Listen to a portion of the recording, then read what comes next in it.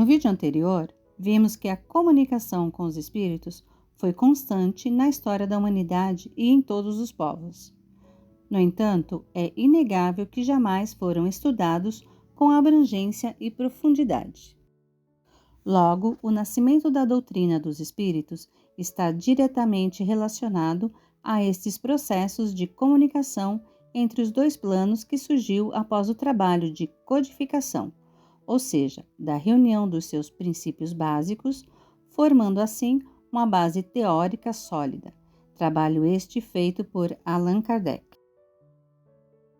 Destacamos aqui alguns pontos sobre a comunicação com os espíritos na doutrina espírita. Allan Kardec reconheceu nesse fenômeno um fato natural. Procurou conhecer as leis que o regulam, visando a sua adequada utilização em benefício dos homens. O Espiritismo revelou como os espíritos agem e como se relacionam com a humanidade. Essa relação dos espíritos com as pessoas que vivem no mundo físico, o Espiritismo chama de mediunidade. Nos moldes propostos por Kardec, o Espiritismo eleva a mediunidade à categoria de uma importante forma de auxílio espiritual e crescimento interior. Para melhor aproveitamento, a mediunidade implica na permanente reeducação dos sentimentos e na moralização do médium. Mediunidade não é uma aventura psíquica e sua prática inadequada está sujeita a graves dissabores, caso não sejam observadas ou conhecidas suas leis, alerta o codificador em O Livro dos Médiuns. Bem, a fim de compreender o que é mediunidade no seu sentido mais amplo, vamos a algumas perguntas e respostas. O que é mediunidade? Mediunidade é o nome atribuído à capacidade humana que permite a comunicação entre homens e espíritos. Essa faculdade se manifesta em todos os indivíduos de forma mais ou menos intensa. É uma sintonia entre os encarnados e os desencarnados, permitindo uma percepção de pensamentos, vontades e sentimentos. Isso independente de religião, raça, sexo ou idade.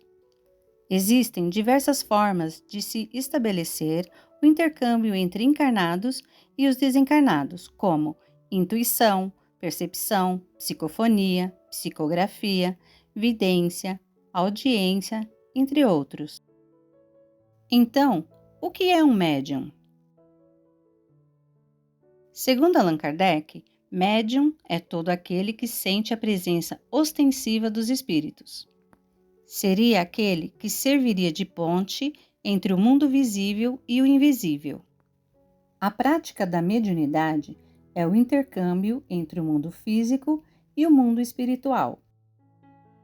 Todos somos médiuns?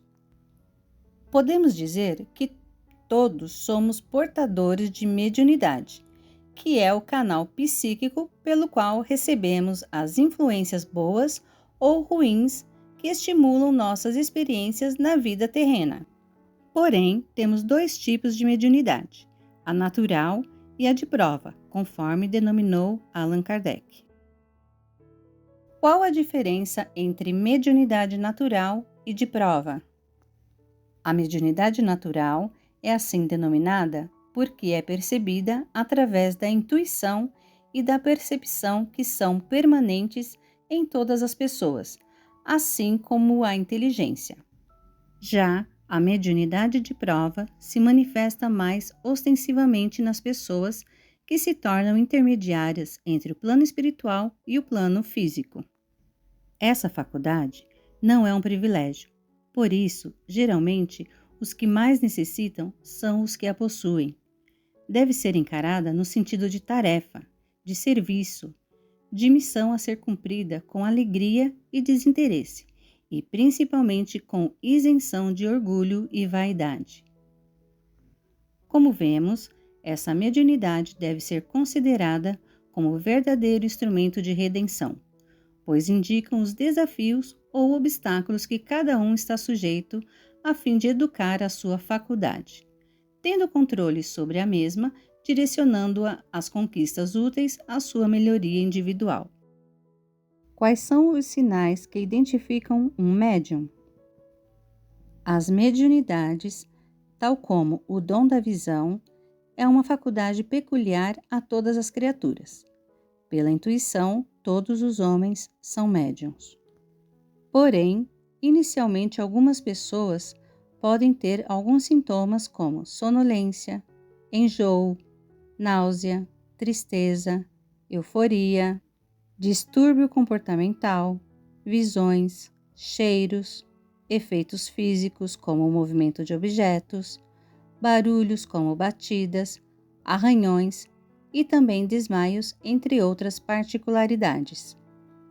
Quando isso ocorre, é necessário buscar primeiro a avaliação de um médico, mas também precisará buscar alguma religião que trate do assunto com seriedade para um parecer. Contudo, a percepção mediúnica se expressa de inúmeras formas. Ver e ouvir espíritos, sentir a presença boa ou desagradável, escrever ou transmitir pela fala as ideias que não procedem, a rigor de si mesmo e etc. Existe um tempo específico para desabrochar a mediunidade? Não existe uma idade específica para que o médium comece a perceber essa habilidade. Essa capacidade normalmente já está programada para ocorrer quando ainda estamos na espiritualidade, preparando nossa vinda ao corpo físico. Lá, junto com os benfeitores espirituais, estabelecemos metas a serem alcançadas aqui depois do nascimento. E uma delas é a tarefa de desenvolver a mediunidade no sentido de ajudar as pessoas que necessitam. 3 pontos chaves da mediunidade. Primeiro, sendo médium, sou obrigado a desenvolver a mediunidade? Ninguém é obrigado a desenvolver ou praticar sua mediunidade, mas deverá pelo menos esforçar-se para sua melhora moral, buscando libertar-se das imperfeições morais, orgulho, egoísmo, vaidade, etc., e dos vícios mais grosseiros, cigarro, bebida, drogas, etc. Um médium que não toma esses cuidados poderá sofrer a influência dos espíritos inferiores, independentemente de estar ou não frequentando uma casa espírita. Segundo ponto, sou médium somente dentro do centro?